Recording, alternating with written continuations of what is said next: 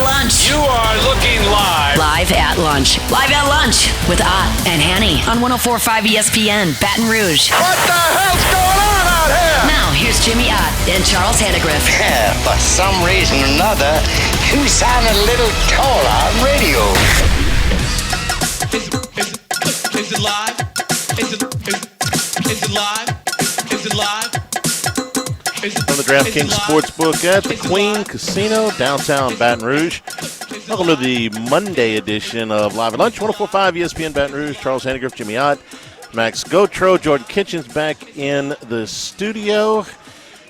And we got Game 7s going on today throughout the country, including right here in Baton Rouge. We'll have 6 games.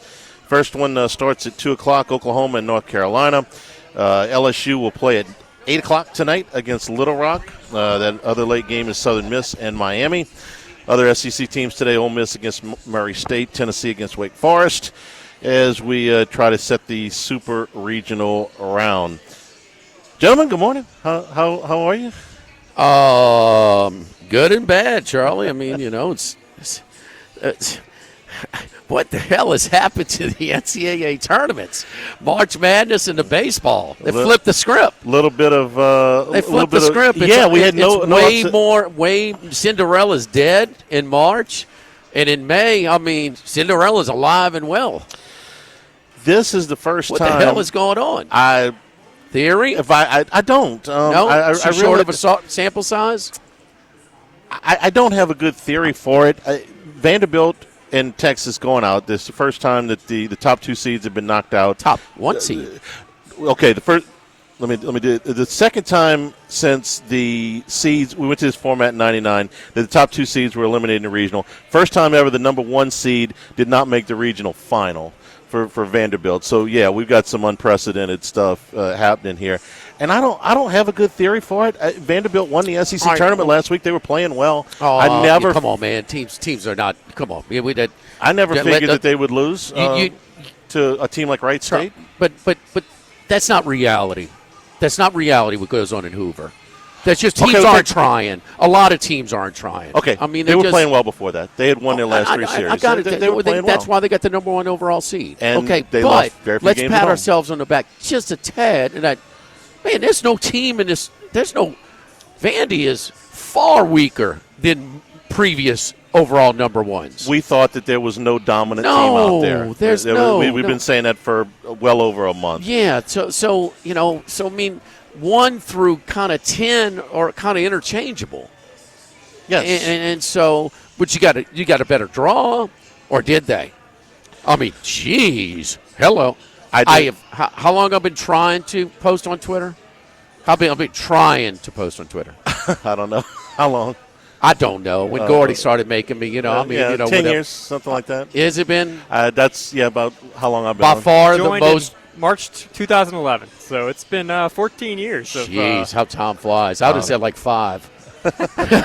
But so in 14 years, I've never got more response on the post that this might trump a ball.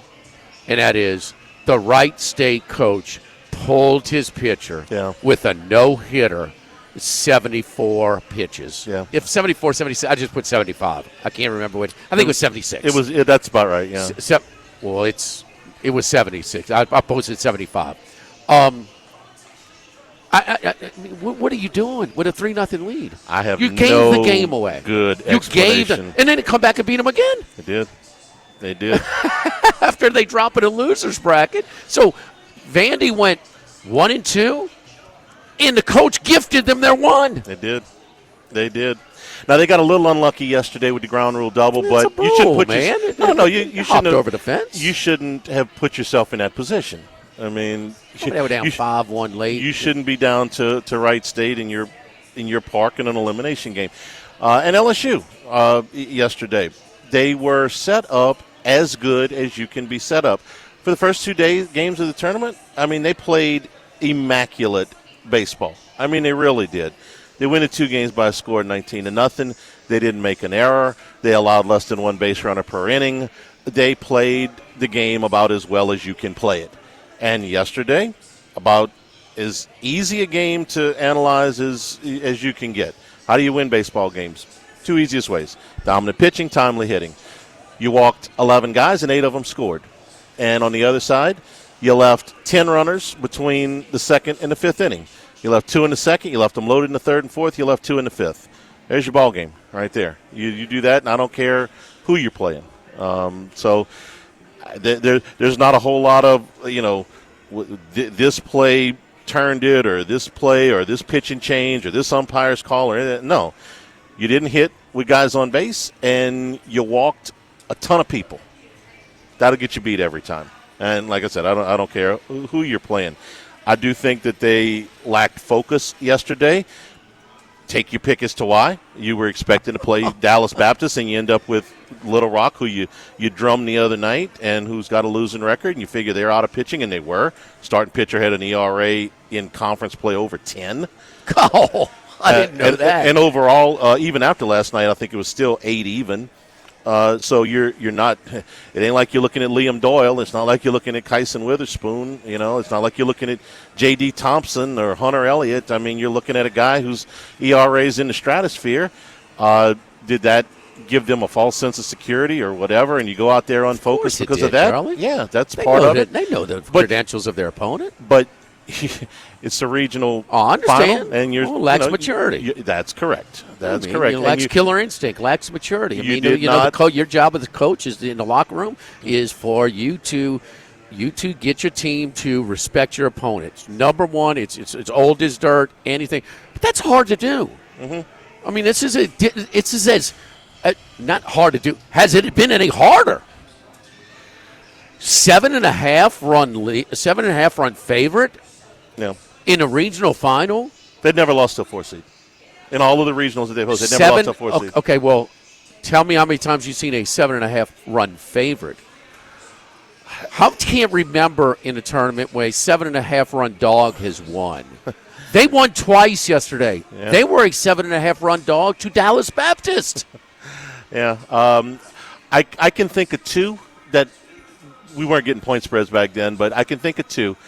The year Miami played LSU in the finals in '96, they lost the opening game of their regional to something like Long Island or somebody like that. That would have been way up there. And yes, and that was a really, really good Miami team. And then the other one is the famous one is Rice and Texas Southern. That would have been way up there as well. But those probably would not have gotten to 7.5. Rice was throwing a guy who was a top 10 pick in the draft. But we didn't get point spreads back then. Those are the 2 that I could come up with right off the top of my head. But no, it's never happened here. LSU's never lost to a 4 seed, so that gives you your answer.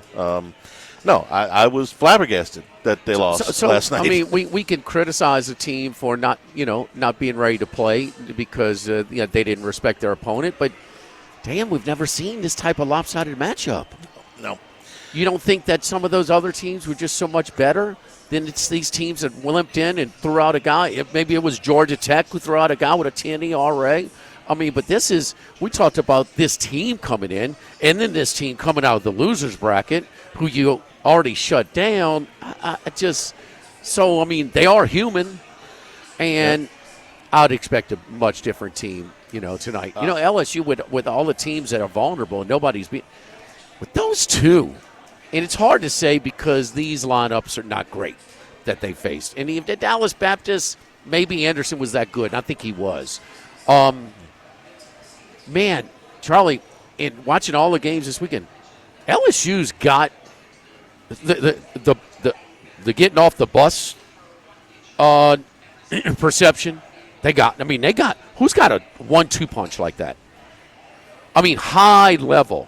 As high, I mean, these guys are as high level at college pitchers as you can get right now. Their form, what they've gone through in the postseason. So, Texas may have before your boy got hurt. Spencer, they don't. Okay, nobody. Didn't see anybody with high level first 2 starters like that. Then you look at the line. Florida State. Maybe. You look at who's their number 2. Then I forgot his name, but he's got very good numbers, and he's I saw North Carolina smack Jamie Arnold around. When's the last time these 2 guys got smacked around?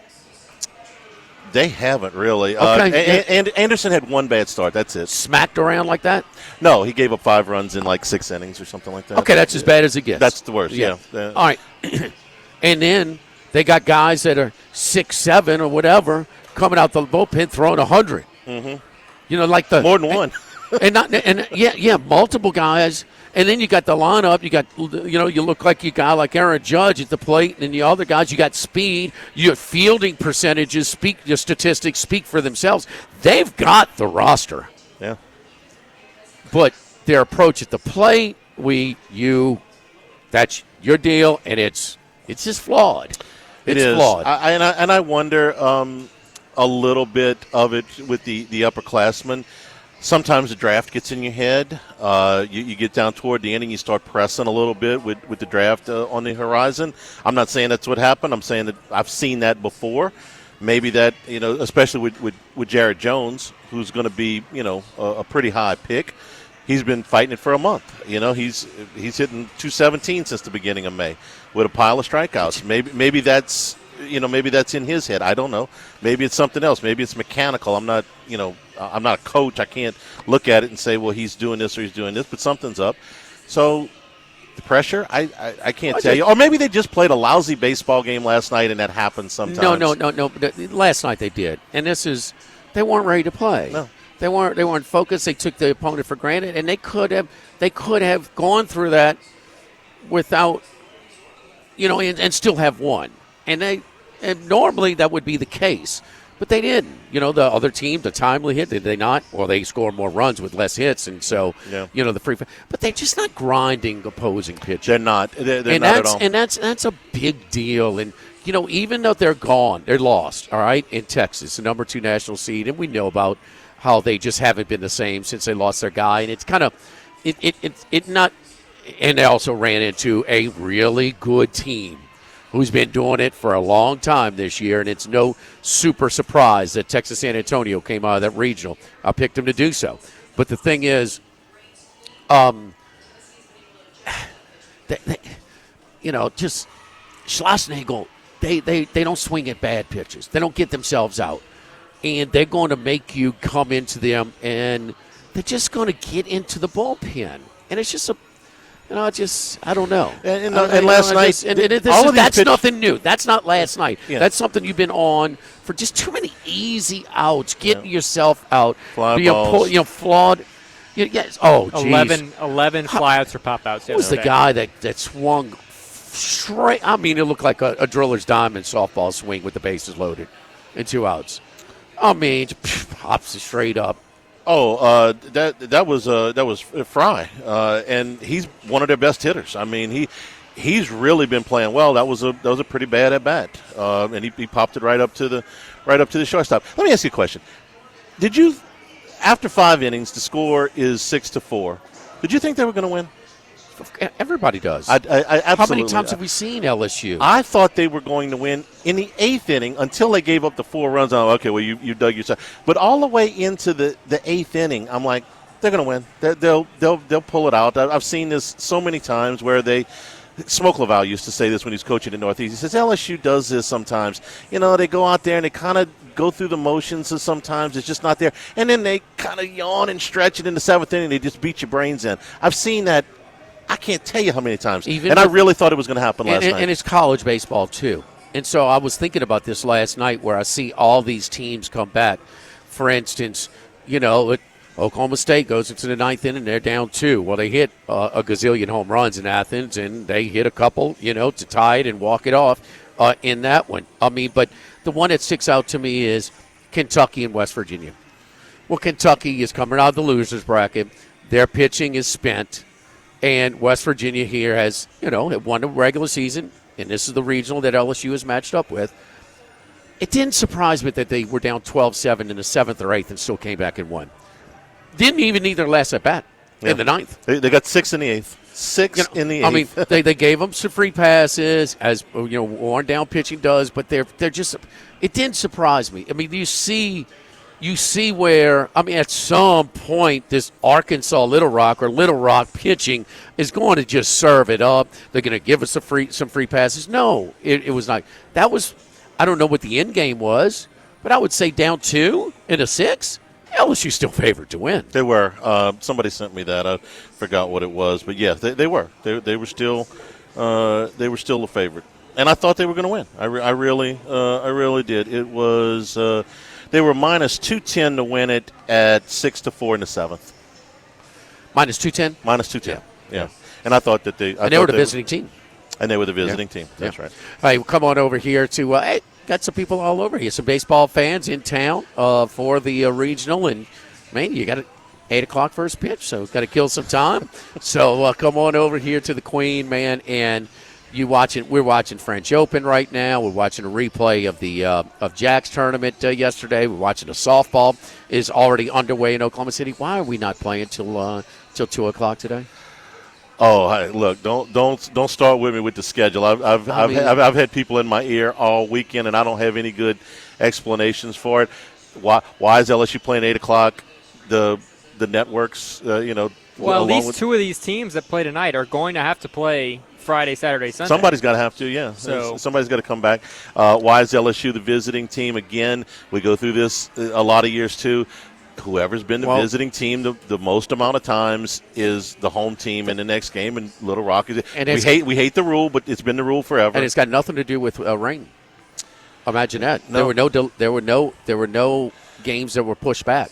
You got 16 in on Friday. You got 32 in on Saturday. You got 24 yesterday. Took a while on Friday, but yeah, they got them. They got them all in. So this is So when you have it where you're going to start the Super Regionals, 4 of them on Friday, well, that side of the bracket is if they play if necessary Monday game. Yes, they're going to have a quicker turnaround. I was surprised that North Carolina, who usually is the first game on a Friday in regionals, when they have a home game, they usually play at 11 o'clock. I was surprised that they were not playing at 11 or 12 today. They didn't start till 2.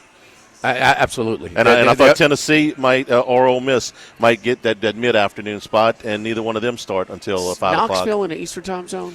Yeah, I think so. I know it's an eastern side, but I mean, I'm not sure, but I know Chapel Hill is. But anyway, come on over here and watch the games. You got player action. We're here at the video poker bar, and look, our buddies over here. I think Andres is working the controller today. They're going to have every game on over here at the Queen, so you can get a little action down if you want. You've got plenty, over 20 different kiosks, the tellers at the window. If you don't really know what you're doing, they will walk you through it. So it's a great day if you're looking to kill some time to come over here to the Queen. We'll be broadcasting till 1 o'clock, but I was over here Saturday, and Charlie, my boy Tommy, put on a show. He had 20 different games on at once, 20 different games on. He had 9 and 9 on the main screen, and then he was using the other screens on the behind the video poker bar, the oval bar right here, for extra games. So you talk about college baseball, MLB, we had golf, we had tennis, we had horse racing, you name it. It's the place to watch all your games. The Queen Casino, the DraftKings Sportsbook, here at the Queen Casino. Live at lunch, 104.5 ESPN Baton Rouge.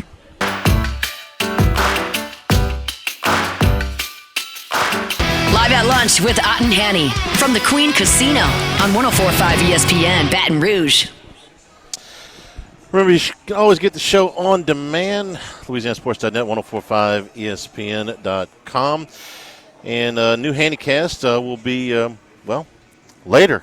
We usually do it drop a new episode on Monday. Won't be doing that today about LSU baseball. Got to let this play out and see how it goes. For LSU, this is Zach Cowan and Kason Evans. These are your 2 top guys that you've got left, and one of them's going to start, and the other one will probably be the first one out of the bullpen. I don't have a strong preference either way. I can make a case in either direction. Evans has started multiple games this year, but Cowan, before he came to LSU, was a full-time starter. In fact, he was Wofford's Friday night guy last year, so he's got lots of experience starting. Neither one of them has pitched in a while.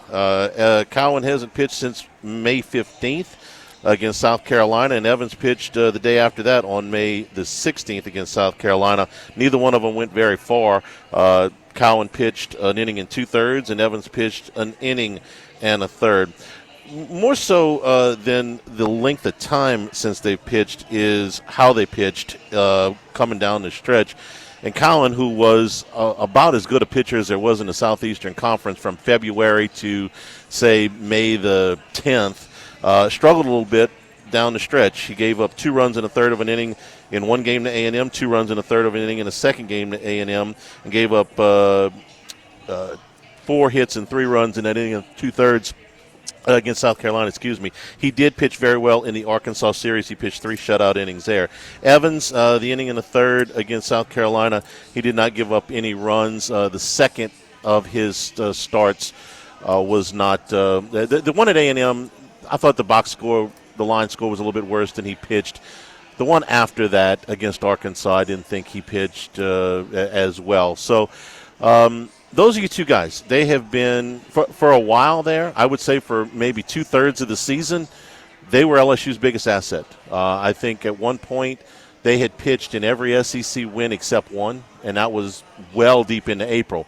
Now, as we got into the latter stages of April and May, then the top 2 starters. Anderson had gone through a little bit of a rough stretch there for a couple of weeks. He's been lights out. And Ianson, who was very good in the first half of the season, was maybe the best pitcher in the country the last 6 starts. I can't imagine anybody hit any better numbers. So it shifted. The strength was in the bullpen, I thought, for the first half of the season. As we got into the back half of it, it was more Anderson and Ianson taking on more of the load. But these are the 2 guys that you got today. Could you bring Ianson back for an inning? It's his bullpen day, conceivably.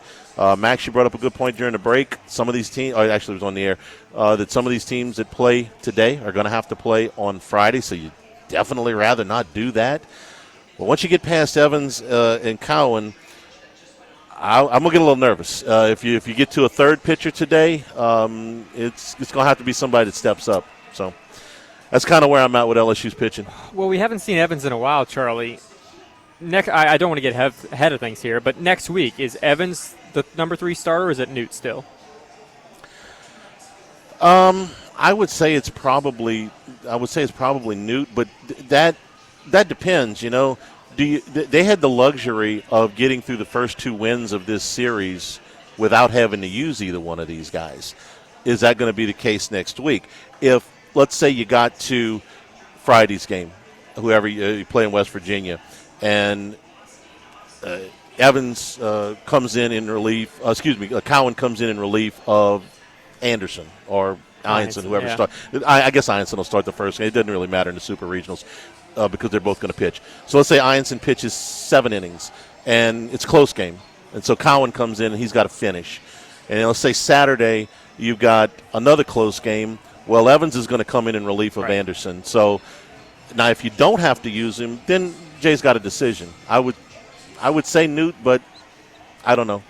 We saw it yesterday, and it was Newt did really well in the SEC tournament. We didn't see it as well yesterday. He didn't get roughed up completely, but a lot of that was after he left. But I was more disappointed in Shores, the walks, because he had really been pitching well over about the last 4 weeks, and the walks, walk, and then, well, they'll get a hit eventually. You walked all 3 of them. They all came around to score on a double. So many big innings in this tournament is created with walks. Yeah, I mean, it's so many. And the walks. What's the other thing, Jimmy? That trigger a lot of these big innings besides the walk is errors. LSU. This is the best fielding team I've ever seen here. No, that's. I'm and with so you. you're not giving them any. The numbers tell me that. Yeah, you got a shortstop who's played 60 games and made 3 errors. That is an amazing for a guy that switched over too. Yeah. It's easy to go from short to second. It rarely do you go from second. Now he was a shortstop in high school, I but get it. that's a different level. But this is college level. Yeah. And how many guys? All right, just tell me. How many guys have you seen go from second to short? It's rare. You can't name any. It's very, very rare. Generally, it's because there was somebody in front of him. This is the best team. But he's been phenomenal. The numbers speak for itself. Yeah. And his range is good enough where he's not just a guy that's limited in his range, and he's just not getting to as many balls as maybe another shortstop that's been there the whole time. Yeah. We do see that sometimes. But, no, he's getting to all the balls. 3 errors from the shortstop, 3 errors from the second baseman, 3 errors from the third baseman. The shortstop and the second baseman started every game. The third baseman started most of the games. And Jones has played been a very good glove at first. He's a monster target, Charlie. Yeah. He relieves a lot of stress in throwing over to first, man. And he's more athletic than He's maybe somebody would to look stretches. at him. No, he's fine. He's good. He's fine. Fielding in baseball is like offensive linemen or long snappers. You only complain or notice them when they're doing poorly, right? They don't really get enough credit. There's a reason Braswell's playing at third every day because they trust him at third. Yeah. I know he flied out twice and they pinch hit for him, and maybe if you injected some truth serum in Jay Johnson, the fact that he pinch hit in the fourth and fifth innings, maybe he saw a problem there with their plate discipline and whatnot, but. Braswell's playing there because you don't have to think about him at third base. Oh, it's an excellent glove. He got hot at the plate last year at the end. I was hoping that would repeat itself. It hasn't, but that glove is as good as it gets. Hey, and that's a more natural move as well. Seeing it done with the local kid as well, Luke Hill. When they brought in a guy, I forget his name, the Cheng. And so he was a little bit more stable at shortstop, so he went from short to third. Short to third, okay, yeah, that happens all the time. Short to second, all the time. Not second or third over to short. It's rare. I remember one that went from third to short. One of the best players in LSU history, there was Jason Williams, played third his first 2 years because, why? Not because he couldn't field short, because Russ Johnson was there. And then he took over, went from third to short his last 2 years. And, J-Dub's one of the best players ever put on a pair of spikes here. Yeah. I mean, the only reason was because Russ Johnson and his .410 batting average were, yes, and who was also a very smooth fielder. They had people that tell me, and Russ's pro career and Jason's too didn't pan out maybe as according to expectations. But I sat in Rosenblatt with a scout, and he's like, we're just as interested in Russ Johnson as we are in Todd Walker. Yeah. Back in and he was a first-round pick. I think it was a sandwich pick, but he was a first-round pick. Don't forget our friends at Legacy Title. Chad Reynolds, Legacy Title for all of you real estate closings. 296-0060. Full-service title company servicing all of South Louisiana. Fast, friendly, professional service with a great staff. Ashley Bonham-Donald, Mariana Broussard-Haynes, Adrian Reese-Galata, Michael Platt, Natalie, and Bradford Smith. Buying, building, refinancing. Nobody chooses but you. Choose Chad Reynolds, Legacy Title, 296-0060. Live at the Queen, live at lunch, 104.5 ESPN Baton Rouge.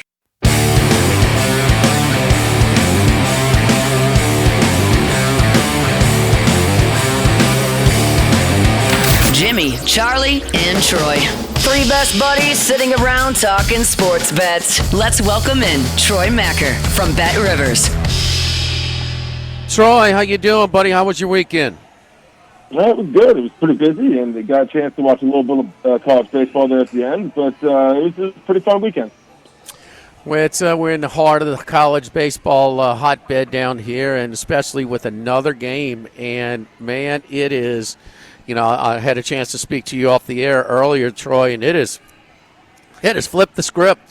I mean, it was chalk dominant in the first 2 days, and kind of the rest of the tournament. I mean, we saw all 4 number 1 seeds in March Madness advance to the Final Four, and I mean and cover the spreads for most of the point. But man, this was not the case in this when you had several big underdogs. I mean, I hadn't put the final touch to it, but East Carolina, Cincinnati, Miami, USC, Creighton, St. Mary's, Mississippi State, Utah Valley, Arizona State, Wisconsin, Columbia, Stetson.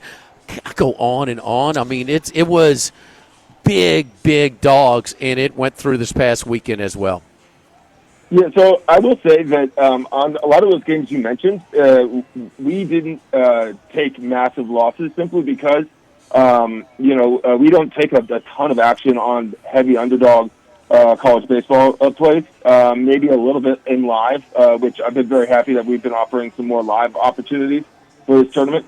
But we've seen some very good winners on the regional winner variety, and like you mentioned, early on it was favorites, and it kind of switched, and that's the same way for the regional winners. 5 thus far we have 10 regional winners that have moved on to the super regionals. 5 of them are short, or plus 125 or shorter. UCLA, Coastal, FSU, Auburn, and Arkansas, obviously like minus 750. But then the other 5 are all 3-1 or longer, and that's not super common. Maybe once a year you'll get in a pretty long shock underdog, but Louisville 550, West Virginia 400, UTSA 400, Duke 400. If Miami beats the Southern Miss today, they'll cash basically a 6-1 ticket. If USC beats Oregon State today, they'll cash an 8-1 ticket to win the regional. So there's been some really good, relatively long odds that are still alive and that people have cashed on the regional winners, which is one of my favorite plays just because I love the regionals. I love the double elimination, and I love, seeing some of these small teams come up against big dogs and take them at least one, maybe not in 2 games, but, you saw what Wright State did. I don't want to pour salt on the wound, but we've seen what Arkansas Little Rock has done. So I'm really enjoying the first weekend of college baseball. Yeah, it's been different. It's been different. I mean, first time the 1 and 2 national seeds are not even they don't advance outside the regionals, and then I had to tell you this. Little Rock was plus 7.5 runs in both of their games yesterday and won. And it really wasn't that close. I mean, what were the 2 final scores, Charlie? They scored 40 runs in their last 3 games. They beat Dallas Baptist 8 to 6. They scored like Rhode Island against 16, 22 to 10 in that game, and then they beat Dallas Baptist 8 to 6, and then they beat LSU 10 to 4. So that's in about a 36-hour span. They scored 40 runs. Sunbelt? They're in Sunbelt? Little Rock? Yeah. Yeah. What do you mean? I don't even know what Ohio Valley. Ohio Valley. Yes. Yeah. We said this last year. I mean, Ohio Valley Conference Commissioner. Where is he right now? Beating on the table. We should have got dancing, 7 in. yeah. We should have got 7 in this thing. This is our 9th place team. Come on. But anyway, think about the last 2 weeks for them. They go in there and win 5 games in 4 days in that tournament. Otherwise, they packed the gear up a week ago, and then they get drilled in the first game 7-0. You figure, okay, well, you had your run last week. And it's a nice little start, but it's over. Charlie, and then they just storm back. They had to work to get in that tournament. Only 8 teams got in. That's right. They were the 8th seed. Work just to get there. They were the 8th seed. God bless them. I give them a ton of credit for what they've done. To finish 8th or 9th? They finished 8th, yeah. but that's barely got in the tournament. Of the 10-team. They got in did they get on a tiebreaker? Like they were tied for 8th and 9th, and they got in. But they were right there at the end. Yeah, Troy? So, in college basketball and college baseball, specifically college basketball, we all pick the trendy, good low majors and mid majors we think are going to win. That are, people haven't gotten a chance to see, but are really good and could be good teams. And the teams that typically make runs in the tournament, the shock teams, are never those, well thought after mid majors. On Friday, you guys were talking about Northeastern, a really good low major. I think they only lost like 16 games this season, which is very good in the win-loss column. But that's not the team that is advancing. It's the team that didn't have a winning record. And, like when St. Peter's made their run to the tournament, St. Peter's was not one of the elite low majors in college basketball. This team was mediocre at best. But they catch lightning in a bottle. Teams overlook you. You get some matchup problems. Certainly matchups are much different in baseball. But that's one of the great things about tournaments is you think this is the good low major or mid major that can really go for a run. And it's someone you never, ever, ever thought about. I mean, knee-jerk reaction. If you want a theory, I mean, I don't know, Charlie, what you think, but LSU is at the top of the list in baseball as far as resources, and they actually have not everybody has Florida. Florida has extremely limited for all of their accomplishments and all of their resources, extremely limited resources with their baseball program as far as their player salary. Okay, they call it NIL, but player salary. Or player budget, payroll. I just think maybe you have fewer teams that are out going hustling mid-majors in baseball than you do in basketball and in football. And so maybe some of the mid-majors are still able to retain, some of the players that they have. And the scholarship, the change in the scholarship rules, that come into play next year, you're not bound by 11.7 anymore, okay? So what are you going to do? Arizona State recently made news because they said, we're funding 34, okay? That's going to be the exception. That's not going to be the rule. I don't think you're going to have a tremendous amount of teams funding 34 scholarships at the baseball level. Wow. I didn't know Bloomquist was lucky to get in this year. At least they won a game and kept it going. All right, looking back on Saturday night, it looked like the public was on Indiana. Am I right? To close out at home, to zigzag, to bounce back after the biggest margin of defeat in Game 5 in New York? Yeah, they were. The book ended up taking a win, but it was very small, and that due in large part to player props. But on the main market, the public was on the Pacers pretty strong to pick up the win. I was tracking this live, and I kind of came up with a trend basically, which is if the game's close late, I'm betting the Pacers. And if the Pacers are up late, I'm betting the Knicks because that's all the Knicks have done is rallied back. I don't trust the Knicks in a close game, but I do trust them to come back. So when I saw them, they were down like 9 with 3 minutes to go. I was like, I will absolutely little bit ride just because this is what the Knicks have done. And going forward, I see the price. The Thunder are like -700 to win the series. They're 9.5 in Game 1. I get that the Thunder should win, and I would pick them to win the NBA Finals. I think it should be closer. I think this Indiana team is really tough, really well balanced, and have pieces that can really make a difference. I wouldn't be surprised if they stole Game 1. I think this is Game 1 is the game you steal. They did it in each of their last 2 series. They obviously stole Games 1 and 2. Don't think they do that, but I don't think the Pacers are getting nearly enough respect. I know the West is deeper than the East, but this team has been super impressive. This isn't fluke. Yeah, I know Tatum got hurt, but they have been very, very, very impressive, and I don't think they're getting a lot of respect from the book. Hey boy, because where did it open with the opening line for Thursday night's Game 1, and also for the series, and where is it now? Because it seems like people are definitely back in the Thunder. I mean, 9.5 for a Game 1 in the NBA Finals is really, really high. I don't know what was. I mean, even the biggest series price, you got to go back to that Shaq Kobe team that was upset in 5 by Detroit. He probably should have lost Game 1, then lose Game 2, and then they lose all 3 in Detroit. Larry Brown's team, that was the one that we compared this year's Knicks team to a little bit of bringing in Rasheed Wallace. Great talent, but a great headache as far as Karl Anthony Towns in comparison there. But I mean, that was the biggest series price since this one. But I don't think that line was 9.5, Charlie. I thought it was more like 6 or 7. No, I don't remember being that high in those games 1 and 2. I think the opening line for Game 1 was 7.5. And I believe the opening series price was OKC minus 600 and Indiana plus 425 maybe, and now they're plus 500. I remember when I saw that, people, were all in on OKC. I was like, if it were longer on Indiana, I would take Indiana. If it got up to, if I could get plus 750, I'd take Indiana.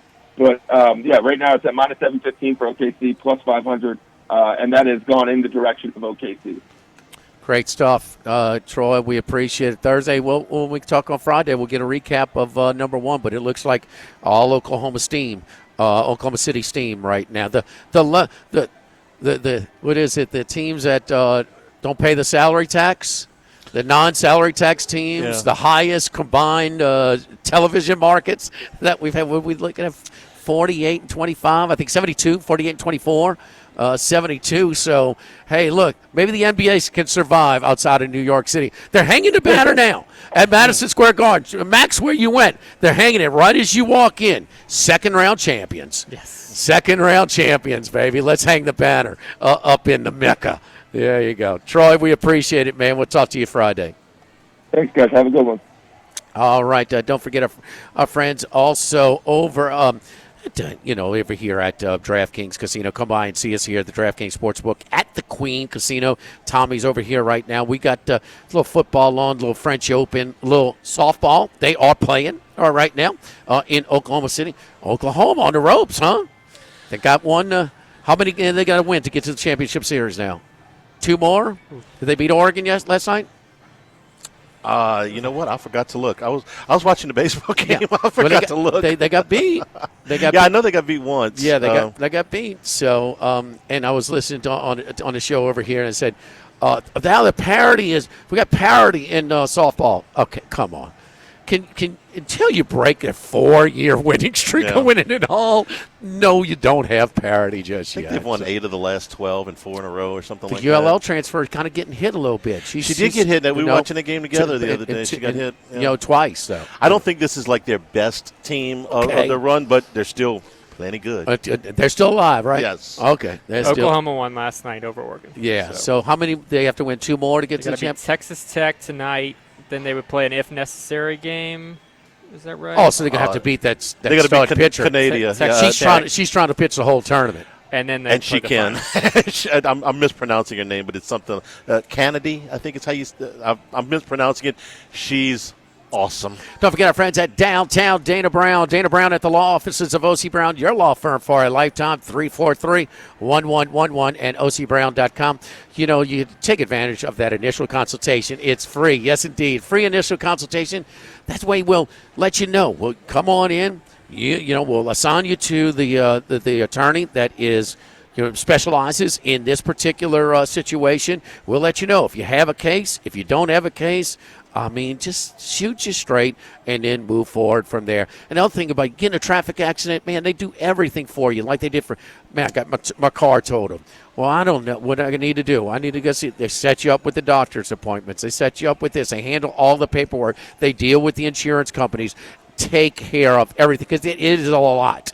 It is a lot. So to get representation is going to help your situation out a ton if you do get in that car accident. From traffic tickets to car accidents, you name it. Downtown Dana Brown, 343-1111 at ocbrown.com. Live at the Queen, live at lunch, 104.5 ESPN Baton Rouge. Live at lunch with Otten Hanny from the Queen Casino on 104.5 ESPN Baton Rouge.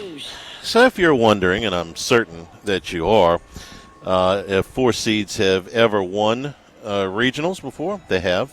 It is exceptionally rare. However, it has happened 3 times in the last 4 years. Give a little hat tip to our friend Ken Trahan down at Crescent City Sports for this number.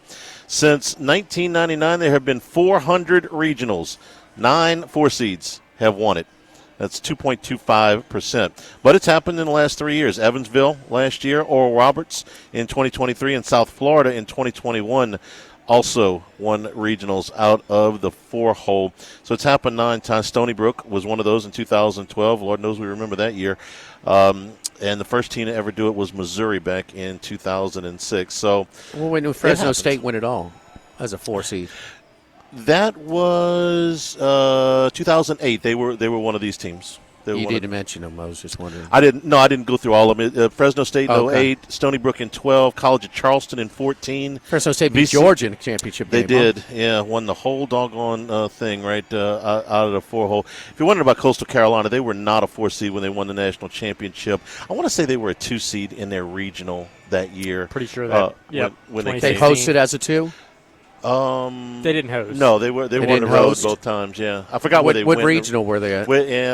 That one I'm gonna have to look up. I don't remember, but they were not a 4 seed. They were a 2 seed in 2016. Coastal went through this thing without losing. Yeah, they beat. They didn't lose a game. Remember who they beat in the finals, don't you? LSU. No. The finals of college. Mississippi State. Arizona. Oh no! Yes. Coached by Jay Johnson. Yes. All right, hour number 2, straight ahead at the Queen, 104.5 ESPN Baton Rouge.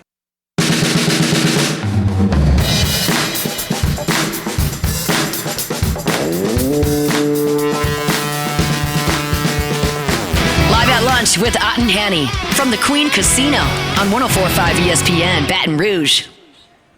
And we return here at the Queen, where you can start watching some of the action here. We're about 2 hours away from first pitch of North Carolina and Oklahoma. What a strange, and we're going to talk about a lot of the things that have happened here as being strange, but Kyson Witherspoon got lit up.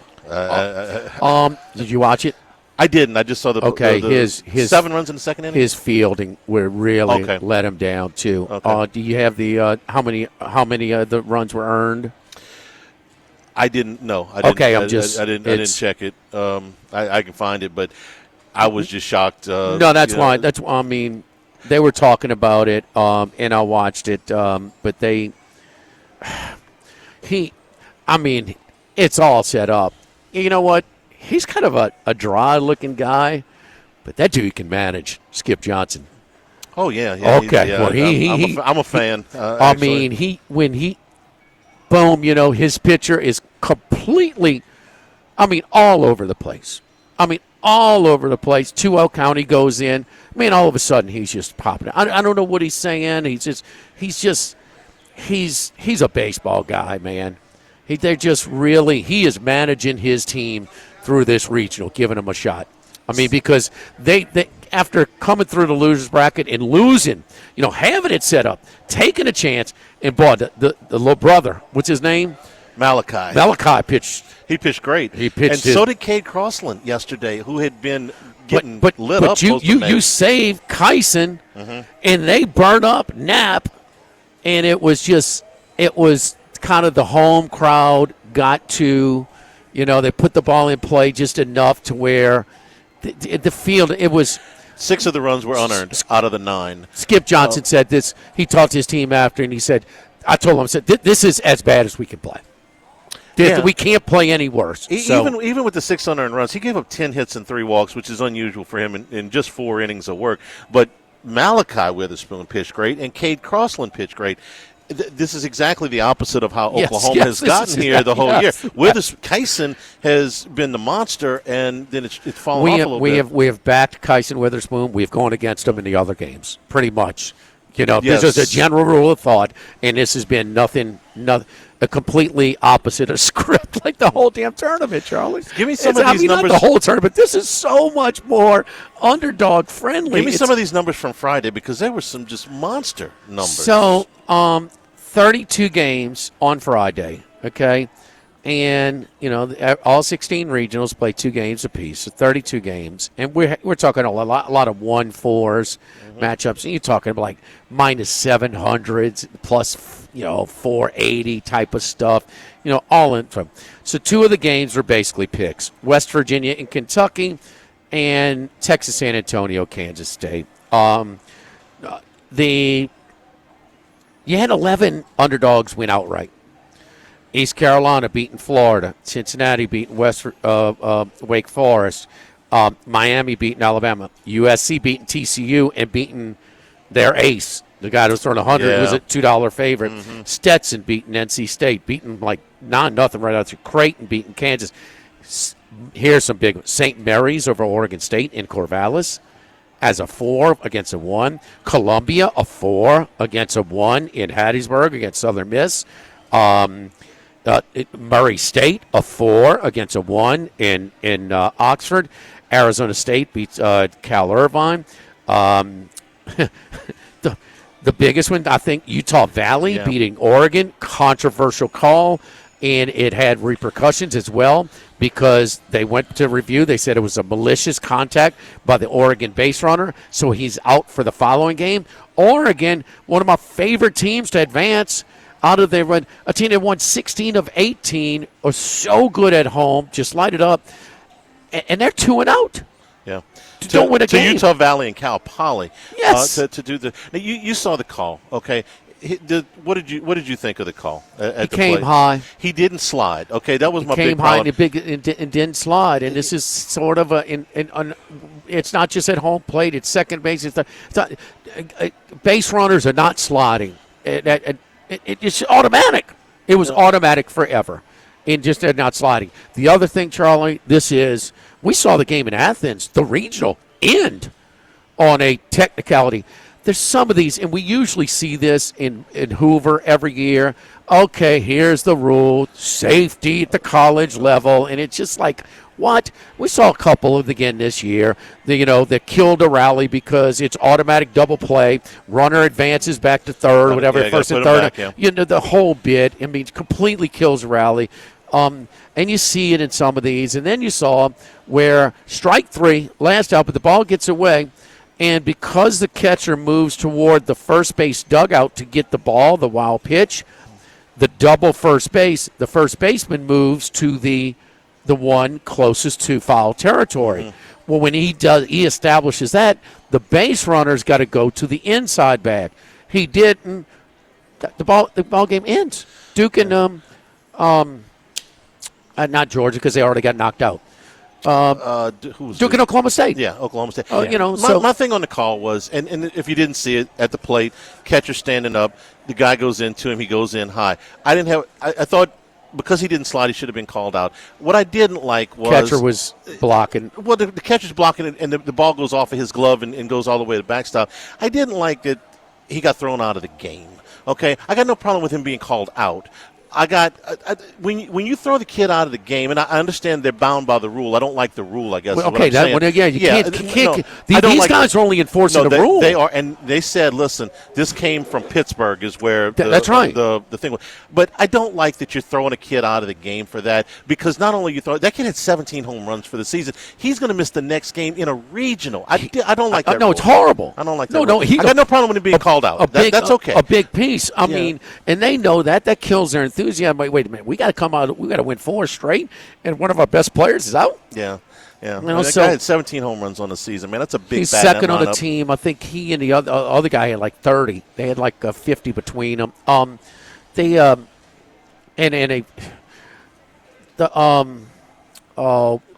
here's the balance. So why is this so dumb? Okay, because some of this is happening, and this is Georgia hits a home run. Now we're all cool. We're all cool with flipping the bat and staring at the ball, and staring and watching at home plate and doing whatever, doing my little Fernando Tatis, kind of, trot or, hop and skip to third base. And we're all cool with that, right? But here you go. You stretch it a little bit, and my man from Georgia kind of shoves the bat, flips the bat toward Oklahoma State's dugout. You're just doing it.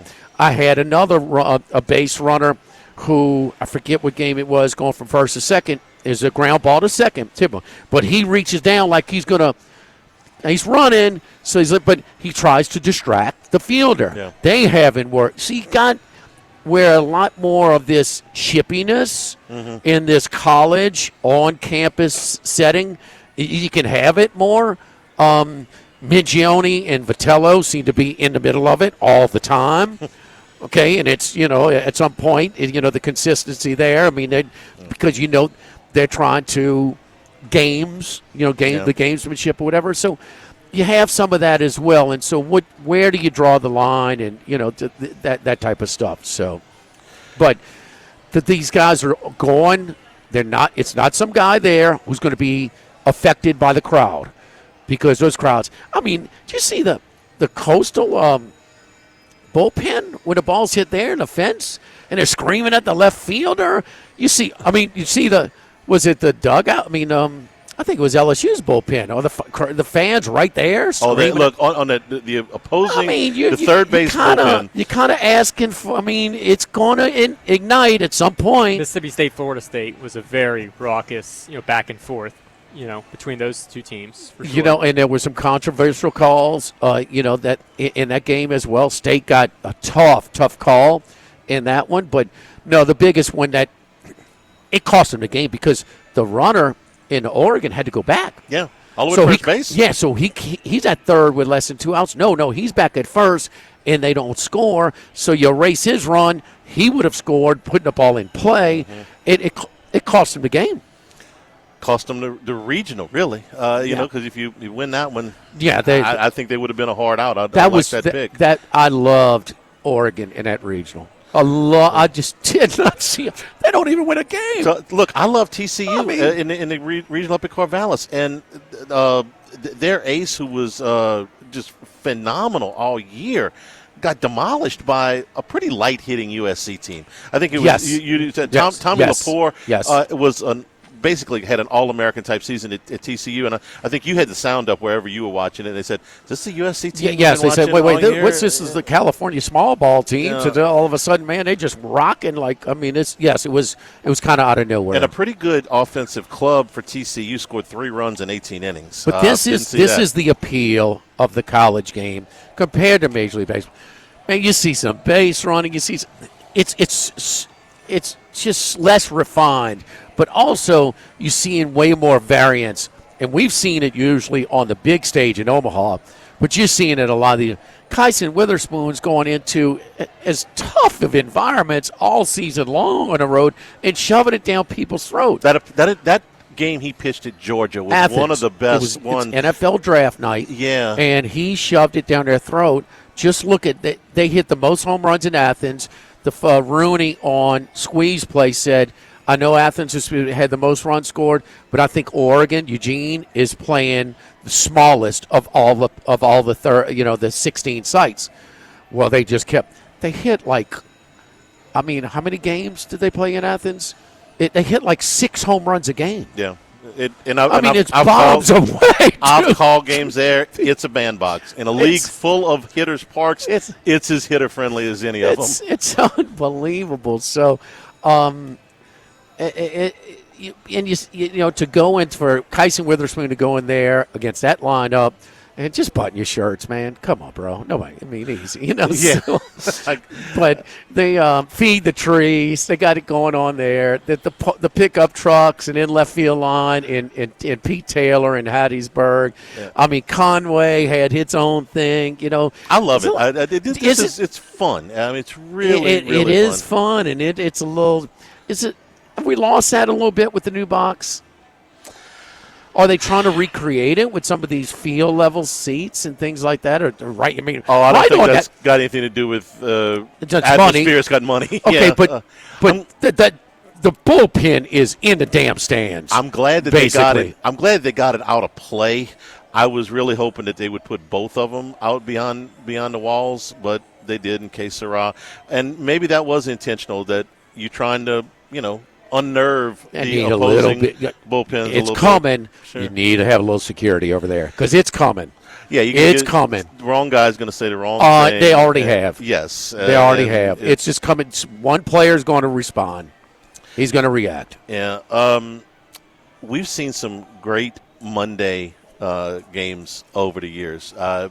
This is one of my favorite days of the year, and everybody knows that their season's on the line. Everybody, both coaches said last night, all hands on deck as far as, who can pitch and all that stuff. And when you're fighting for your season on the line and everybody's got the same thing, it makes for some extremely tense but some really entertaining baseball. One of my favorite days ever at the old box was, now this is the old format, in 97 when they had to come back and play 2 games against South Alabama after they had won that marathon the night before against Long Beach State. And everybody showed up. It was hot. It was Memorial Day. It was scorcher, and LSU came out. They came off the bus swinging and ended up winning both games in blowout fashion. But every pitch was, hey, man, we got nothing. We got no room for error here. The night before, and it carried over from the night before because they were the visiting team, and Coogan was out there, and I know Patrick really well. I said, look, you hang one curveball, season's over. There's one less flag flying out in front of Alec Box Stadium, but they won it. So this is a fun day, and I expect the focus to be there. I don't think anybody's delighted about the fact that it's an 8 o'clock game because it's the anticipation all day. You wish they're playing a little bit earlier, but I expect the box to be full throat tonight. I expect the focus to be there, and I'll be really surprised if LSU doesn't quadruple their effort and focus from what you saw last night. Well, a lot of times when we analyze sports, when we are kind of analyzing the home team, it's a lot, and this is a lot of fan. We didn't play hard. We didn't try hard. We didn't, in baseball sometimes, Charlie, effort. You just got to, there's a lot of teams trying. I thought they played. I thought they played hard. I didn't question their effort. I questioned their focus. I question their focus. What lack of focus was not something you saw in the regular season? Because plate approach, you can't tell me. No, it was. Were they kicking balls around the infield? No. Okay. No. So that's consistent. And they were walking a lot of people. And unfortunately for some facets of the bullpen, that's been a problem all year. They walked away too many people. Okay, so how can you say it's lack of focus because they were a big favorite and they lost. Yes. And maybe that's not fair. Well, maybe that's not fair. Okay. But no, I don't expect them to walk 11 guys and leave that many people on base against Little Rock. If you walk guys and you pitch to Cano, because he's the one guy that looks like he don't look like an 8th place finisher in the Ohio Valley Conference. He looks like an SEC. He looks like a 3-hitter in the SEC. And you gonna pitch to him? And he's kind of hot right now too, huh? A little bit. Okay, well that's lack of focus by LSU. That's lack of effort. No, I didn't say lack of effort. I don't. Well, no, you did. I don't question their effort. I question their focus. So you said you know they're going to be ready to play and this and that. Well, how much is it going to be that? Well, if I said effort, I didn't mean. I meant focus. Okay. So what did you see last night that was focused specifically? That was different from the regular season. I think that when you're playing a team that you are clearly better than, if you just go out there and throw strikes. That's an abstract opinion. Tell me what they did last night. Tell me what happened last night that you didn't see during the regular season. My point is, I saw some of this. You said it's like a lack of control. Yeah. We saw that. Well, that was a big deal last night. You out-hit your opponent. When you out-hit your opponent, you give them free passes and then errors. Well, the errors aren't there because this is one of the best, and to you and me, we agree on this, the best fielding team we've seen. Yes. At LSU. And so, if the bullpen is going to give free passes and Cano's up, you know, when you get 2 or 3 on, man, you get ready. Here's what, yes, we saw some of those characteristics throughout the season. The difference was they won 3 times as many games as they lost. And I didn't see that. Yeah, there were a couple of games. Yeah, they lost to Omaha, and they lost a midweek game to, was it Northwestern, I think. But against this level of competition, no, I don't expect them to lose. So it's Arkansas or Little Rock. I keep wanting to call UALR. I got it. But anyway, are they playing at the same level they did for most of that sample size? They are not. They are playing way better. All right. Yeah. They're not Stony Brook. They don't have 10 players that were in a Cape last year. Mm-hmm. Okay? No. But, the one thing is that they did last week that LSU did not. How many games did LSU play all season long over a 4-game span? 3. Yeah. Yeah, they played 5 last week over a 4-game span. LSU's never had to do that. And got through it. And I'll tell you when. What did they throw out there? What was their pitching numbers on game 5, the championship series? I don't think it was super. I don't think it was 12-11. No, they weren't. And they're playing loose, and that's what you want. The coach kind of emulates that. I listened to him in the press conference last night, and he's like, "Man, look, I'm just along for the ride here. We're enjoying this. We're having fun. Nobody expects us to win." Those kind of teams are dangerous. When you got that confidence going, and you're like, "Man, look, we're just going to go out there and let it rip. We lose, but you talk about die with your boots on." There's playing with the house's money. The dealer busted 9 out of 10. 3 straight shoes. Okay, and they're just hitting the Royal with the max money on it. Okay, you are playing with the house's money. Of course they're loose. Could you go talk to some of these blackjack dealers over here? 'Cause we're going to be off for about 45 minutes. So. Yeah. Of course they're dangerous. So and it is baseball, and listen. You think Oregon was flat against Utah Valley? How about they just got beat? Yeah, they did. I didn't watch all of that game, but you think Southern Miss was flat in that environment on Friday against Columbia? Can't imagine that they were. Can't imagine. I didn't see that game either, but I can't imagine that they were. You think Oregon State was flat against St. Mary's? I mean, I'm just saying these are are lopsided matchups that I hate to say, but in baseball, you can't. They play 162 because after 162, an 8-game difference, just an 8-game difference. Four more wins than the other team or whatever. No, man, it's just it can happen. It can happen, and I just don't want us to fall into. Okay, they lost. They fell below expectations by a lot, so they weren't ready to play. Okay, so, I mean, the pitchers, Ben McDonald will tell you, the tallest pitchers are the ones that hardest for control. So, I mean, if you're 6'7" pitcher, mechanics, I mean, so if you throw your guy out there, not a lot of people want him. They don't. and they don't have one guy that they were interested. Now, if they'd have known Cano, they'd have taken him. Could he not fit in this lineup? Yeah, I'd find him. Okay. I got no problem with that. So, yeah. but and if it falls that way, you better not walk the guys before him. You better not. Certainly not 3 of them. Yeah. Say that. They'd have walked all 3 before he got that hit? Yeah, that was the 3-run double, wasn't it? Or do I have my The one down the right field line? I know they walked at least 2. Did they walk all 3? I thought it was all 3. That was in, the 3rd inning? Yeah, so Charlie, that's what I'm all talking 3 about. walks. Yeah. You walk all 3 before Cano, and he makes you pay. That's not being focused. That's just lack of control on the mound. Maybe that's not attacking his zone. That's poor control by you pitching, and we've seen it at times with some of these guys. Maybe to help you out, Charlie, maybe the lack of focus is 11 flyouts and pop-outs. No. Maybe that's. Wait. Are you swinging a little too hard? Approach at the plate has been a common theme on this show all season. I mean, you're just not battling. At home? Maybe not to this level. Is all I'm. If there's a lifeline to that argument, I think that would be it. There were a lot of pop-outs in the box. Texas, they scored how many runs? That was on the road. Auburn was on the road. But we've talked about approach at the plate a lot this year. They've been a much better hitting team at home. Is that it? I mean, you get a pad. You're going to throw out the poor approach on the road. I mean, I'm just saying that's the only thing you're going to point to say like this statistically maybe was a lot different than what you'd normally see. But we'll see what it looks like tonight. The good news is you flush that. Okay, you got to. Who did Little Rock play in their last game? Their 5th game. Oh, wait, I know this one. Actually, I don't know this one. What was the score? You talking about the last game of the Ohio Valley tournament? The 5th game that they played in the Ohio Valley Conference tournament in 4 games. They're playing their 5th game today on the 4th day of this regional. And their pitching held up a little bit better to my memory. Eastern Illinois, they won 2-1. 2-1. They won 2-1. Eastern Illinois' approach at the plate and focus was horrible that day.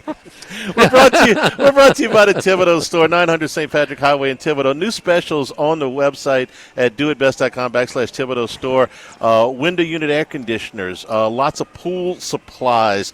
Also, your pressure washers on sale right now at doitbest.com/Thibodeau Store. Shop vacs, drill sets, Father's Day, not that far away. Tons of great gift ideas for Dad, including the Cajun cookware, the specialty cookware. They'll ship it right to your door.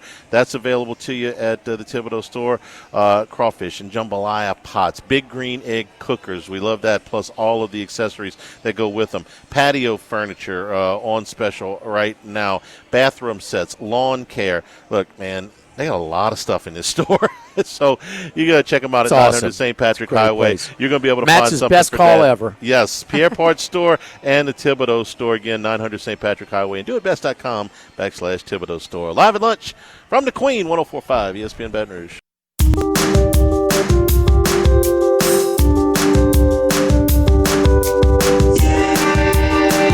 Live at lunch with Ott and Hanny from the Queen Casino on 104.5 ESPN Baton Rouge.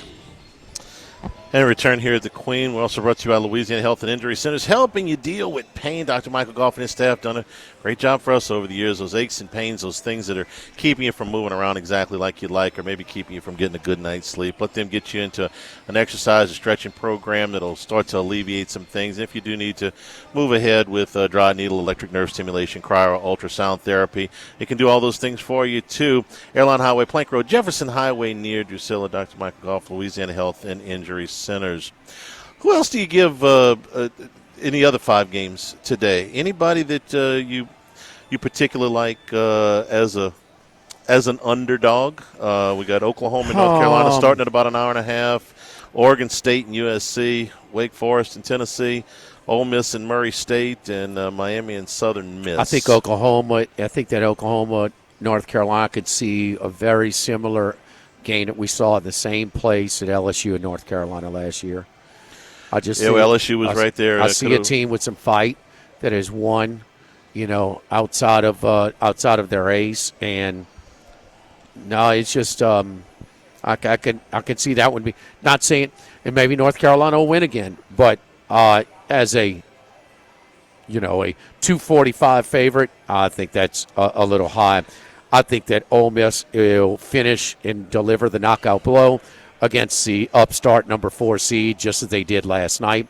Their game, their big one, was the semifinal game or whatever, the losers bracket game to get to Murray State.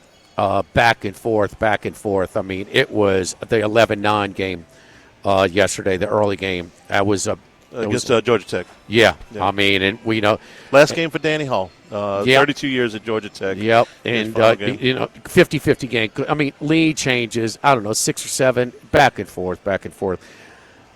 I think Tennessee is not typical Tennessee. This is the one for me. I think Wake Forest got a real fight chance today. I think Wake Forest is going to be competitive. I think Oregon State will finish off USC. I do too. Yeah, I think they're stronger there. I think LSU will roll today against Little Rock, and I think that Miami's going to be much more competitive against Southern Miss than what they were. Southern Miss. Give shout out to the local kid, our buddy Norm's kid, Camden Sundstrom, came in for 5 innings last night as a true freshman, and man, really helped them set up their pitching for today. Because they jumped out on them early 9-0, and so I think that they blasted Miami. Miami's not your typical. They're 3 seed for a reason, but I expect it to be. I think that one's going to be pretty close as well. But the one I would recommend, I think Oklahoma. You take Oklahoma. I'm going to take Wake at plus 225. They are Tennessee's bullpen is not the deepest. Okay, they've got high end guys, and then the drop off is pretty severe. We saw that in the LSU series, and Wake is swinging it. You go back into the ACC tournament, 12, 6, 14, and 10 runs. And then they scored 10 runs in the opener at the Knoxville Regional against Cincinnati, and they scored 7 against Tennessee. I fully expect this to be a bombs away type affair. That's very much a hitter's park. And I think Wake's got Wake scored 6. It was 11-6 the first game Friday against Cincinnati. Yeah. I'm sorry, 10 the second game against Cincinnati. Yeah. I'm sorry. So they're swinging hot bats, going all the way back to the ACC tournament when they scored 12 and lost. Their last series at Louisville, they scored 28 runs in 3 games. That's another part too. Yeah, they should have plenty of runs today with that this game. pitching. Could end up 14-12, and I give Wake a puncher's chance. I would point out Wake Forest has announced a starter, Griffin Green, who has not started all season long, but he is a great bullpen arm for them. 2.55 ERA. Opposing batting average of 167. They've announced him as a starter, although they've said he's likely no more to go through than 2 times the lineup. So he's going to go through the lineup more than twice. Like an opener plus. He's going to be an opener plus. Griffin Green, though, one of their top bullpen arms, 2.55 ERA, starting for Wake Forest. One. That's a good one to have. Yeah. Has he pitched this weekend? If he's pitching, a good bit today, I would imagine not. But I'll it's just pretty hard to find a guy in your fifth game in 4 days that hadn't thrown at all with a 2.55 ERA. He pitched on the 30th against Cincinnati. That was pitched Friday. 1 1/3. So it's Friday. Okay, an inning and a third Friday. Yeah. Okay. Well. Yeah, that's as fresh as you can be. For the sitter, but ain't many with a 2.55 ERA. All hands you fight on out deck, the losers bracket that hadn't pitched, so that's as fresh. That's a good one to have in that one. So, but that is bombs away in that park. That's another one that is really when they go out, they go up 100 feet. In Athens, Eugene, in Knoxville. We're over here at the Queen Casino, and look. 8 p.m. start. You got things to do, looking for things to do. Come on by. We got regionals that are starting with 2 at 2, 3 at 5. Just 1 at 2. 1 at 2. Only Oklahoma, 1 and at North 2. Carolina. Okay, 1-3-2 matchup. Yeah. 1 at 2, 3 at 5, and then 2 at 8 p.m., including here in Baton Rouge. But if you got tickets and looking for stuff to do, come on by. You can eat at 1818. Greatest view of the river, any place in town. So come by and check that out. They got great food, everything from po' boys to flatbreads to Mediterranean chicken, you name it. Great burgers, and all kinds of plate lunches as well. So the DraftKings Sportsbook, we just watched Jack Draper, who won Indian Wells out of England, but he lost in 4 sets to the Russian, so he is out. as they get to the round of 8 at Roland Garros. So we got all the games on. We got some soccer. We got some softball at the College World Series in Oklahoma City as well. Again, DraftKings Sportsbook here at the Queen Casino. Live at lunch, 104.5 ESPN Baton Rouge.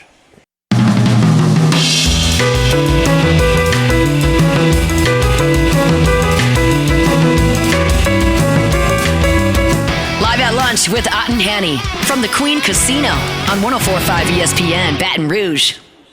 And today's show is also brought to you in part by Total Maintenance, AC and heating, generators, electricity, plumbing. Total Maintenance, your one-stop sales and service shop for all those things. Since 1980, service today, every day. That's the slogan, because nobody wants to go to sleep hot. Also in the New Orleans area, full-service staff in both markets, authorized dealer for Carrier, American Standard, Daikin and Rheem AC units, Generac and Cummings generators. All your electrical and plumbing needs as well in Baton Rouge, 480-1000. In New Orleans, 841-3300. Service today, every day at Total Maintenance. Yeah, you enjoyed the like a little cool air coming in the last couple of days? It wasn't. Mornings and evenings are really nice. Not the sweltering stuff that we're used to at this time of year. But I hope you did, because it's going. Yeah, that's the end of that. Max, I watched none of the golf yesterday. I watched none of the golf all weekend. Well, I was relieved to know that when I went and checked the scores at the end of the day yesterday, that I hadn't missed anything. The Scheffler kid won again. Apparently, he's pretty good. Yeah. Well, what happened Saturday, Max? Like the last 5 holes, your boy had a 5-stroke lead, huh? Ben Griffin? Yeah, and I mean, and at the 5 holes later, he's down 1, and it was more.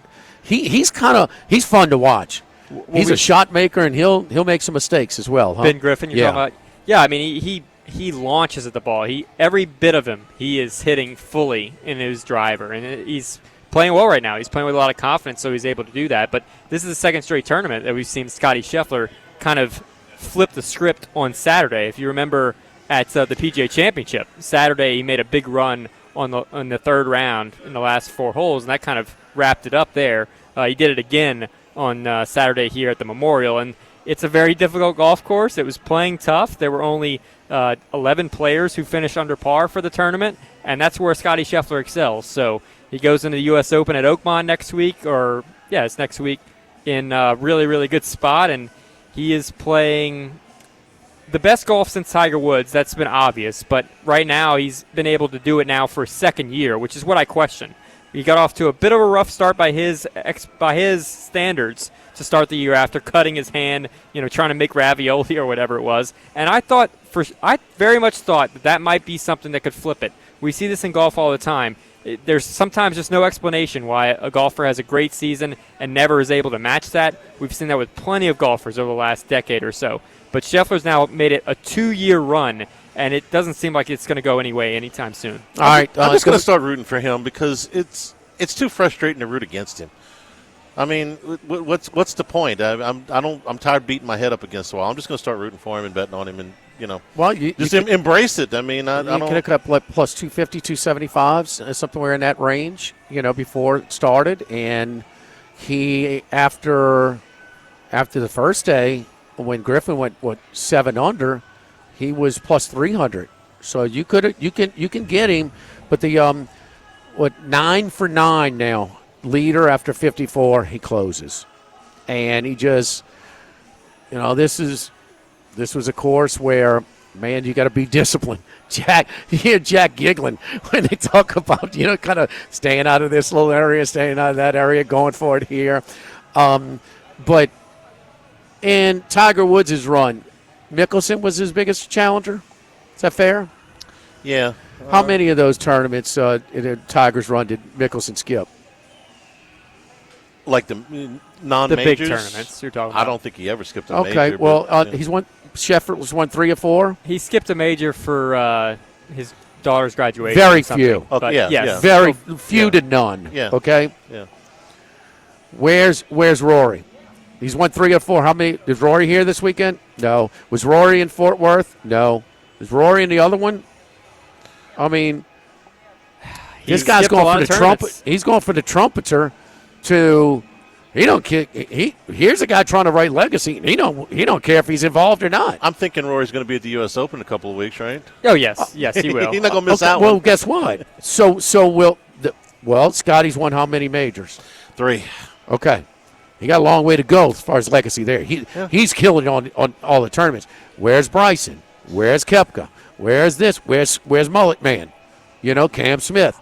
I mean, all these guys were in the tournaments before they went to live too. And I'm just trying to be. That's fair. Absolutely, it's fair. It's just how big is the asterisk that we put on this thing?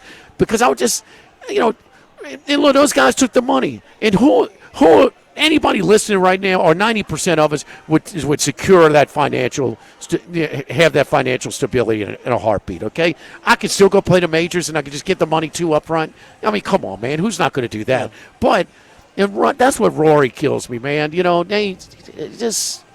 to embrace the guy and this and that, and then he just pulls this kind of crap. It should be a honeymoon tour for him after the Masters. Absolutely, it should be. And yet he doesn't do any media after the PGA Victory Championship. Tour, man. That was a problem. We had questions about what about his driver? It makes him look guilty when he doesn't answer the media at all. He apparently did not call Jack to tell him he was not going to play this week at Memorial. That was embarrassing. And that's press conference. That's a tough look for him. Now, I think we'll hear from him this week. He's playing at the Canadian Open. Scheffler's not playing, so he maybe wants to play the week before the tournament. That's something he's been doing a little bit more of lately. So maybe that's the reason, but we just haven't heard from him, so there's no explanation. And this is a guy who, when he was cheerleading for the PGA Tour, when he was front and center for everybody, over Jay Monahan, the commissioner, he was fighting the good fight.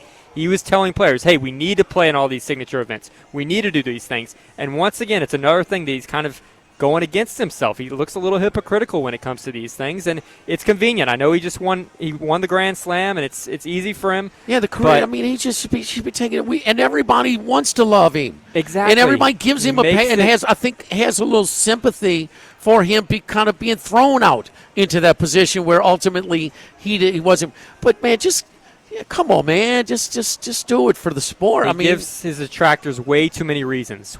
After the greatest achievement in his career, he skips all the media at the PGA Championship. And look, the media, whatever. He can skip media all he wants, but there were real questions that week. We wanted to hear from him. The media in golf particularly is pretty soft. They ask a lot of really easy questions. So are the fans. Remember when the first live event was, oh man, going to be in the Northeast. It's going to be chippy in Boston. It was. They gave a little bit more applause for the PGA guys, but the live guys were treated just fine. There's some speculation that the PGA, he skipped the media all week because he was upset. He was the only person publicly named as one of the guys whose drivers got banned. But Scotty was one of them, and he wasn't publicly named. Nobody thought he was trying to gain. But it wasn't publicly named. It was leaked that Rory's got barred. It was not leaked that Scotty eventually admitted to it. But Rory the post-press conference, he just won. He talked about it. He said it. But Rory, the speculation is he was upset that he was publicly named as his driver was. Did anybody think that he was intentionally using an illegal driver to gain an advantage? No. This is something that happens. Drivers get worn down and they don't make the code. And it makes about a yard of difference. It's not a big deal. Nobody thought he was cheating is what I'm saying. It just looks like it when you don't answer to it. Well, it looks like when you don't answer to it. And the other guy, the other name I failed to mention as far as it's not around right now, he was the number one player in the world before he left. And he was a trumpeter too. John Rahm. I mean, I didn't even mention him. These guys just aren't the same, and they're not. They just. It will be. They were major. John Rahm was number one in the world. Cam Smith was as hot as anybody in the world. Koepka's showing up for all the majors, and then DeChambeau is still performing at a high level at the majors. So man, we're talking about a chunk, and then you one guy. I mean, even before this weekend, golfer of the year. Rory and Scheffler, it's a hell of a race, right? Absolutely. Man, come on and play in an elevated event. In 20 years' time, when we look back at this time period, there will have to be some sort of asterisk on whatever Scheffler did. It's not against him, but it's just he didn't play against the best field every single week. See, Max, if you did your history, and I know Max doesn't look at sports history before, you will look at the only undefeated team in the history of the NFL. You know what that was. The Dolphins. You know what their schedule was? Their composite record. The teams, how many teams had losing records that they played? Just look it up, Max. It's kind of an asterisk. You know they were underdog as an undefeated team? In the Super Bowl. I bet the team against them, yes. They get a little credit. They played most of the season with a backup quarterback. Greasy missed like eight or 9 games. That has nothing to do with the opponents. I got it. But they didn't play with, they didn't have their starting quarterback. That affected point spreads. No, it has nothing to do with the point spread. I didn't mention point spread. I said their composite opponents win-loss record. Okay. There's a lot of them that had losing records. They were there. Morrow went bad. He wasn't greasy, but he went bad. He was at the tail end of his career. He's a former MVP of the league, but he was at the tail end of his career at that point. We're brought to you by Coastal Capital Advisors, your full-service financial planners. When it comes to retirement, no two situations are alike. So let Coastal Capital Advisors meet your needs. No matter what stage of your life you are, whatever your income level is, they'll tailor a plan that is perfect for you and your family. They'll work with your business partners and tax professionals to make sure all your financial goals are achieved. Coastal Capital Advisors will work for you, and I can tell you for sure because they work for me. For more information, contact Philip Fontenot and his staff, 337-981-1376. Online, it's coastalcapitaladv.com. Advisory services provided by New Age Advisors, member FINRA SIPC. Back to wrap it up here at the Queen, live at lunch, 104.5 ESPN Baton Rouge. Live at lunch with Ott and Hanny from the Queen Casino on 104.5 ESPN Baton Rouge. Max, tell me everything you know about Game 7s. Yeah, so LSU has hosted 17 times. They've hosted a regional. Once they did it as a 2 seed. This is since they changed the regional format in 1999. 17 times they've hosted a regional. 11 times they went 3-0. They won in 3 games. 9 of those times they made it to Omaha. 3 times, of course, they won the College World Series in that span. Once they lost before getting to a Game 7. They lost in the regional final coming out of the losers bracket. But 5 times they have played in a Game 7 like we have tonight. They are 4-1 in that stretch, so that's a bit of good news. 4-1 in this scenario like this, playing on a Monday in a Game 7, winner advances to the Super. The regional round, not the Super Regional. Correct. Okay. However, they have never made it to the College World Series out of a Baton Rouge Regional Game 7. They have always lost in the Super Regional when they've been in this situation. So when they've been forced to a Game 7, they've lost. They have not gone to Omaha. Yes, 1999. Cancel a flight. 1999, they lost in the Alabama Super Regional. 2001, they lost in the Tulane Super Regional. 2002, they beat ULL twice to get out of their regional, but lost to Rice.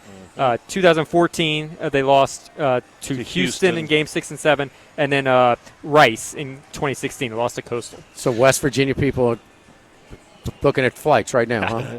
Just giving you a trend. Three of those 4 Super Regionals were on the road, so this one would be here if they win. They were flat.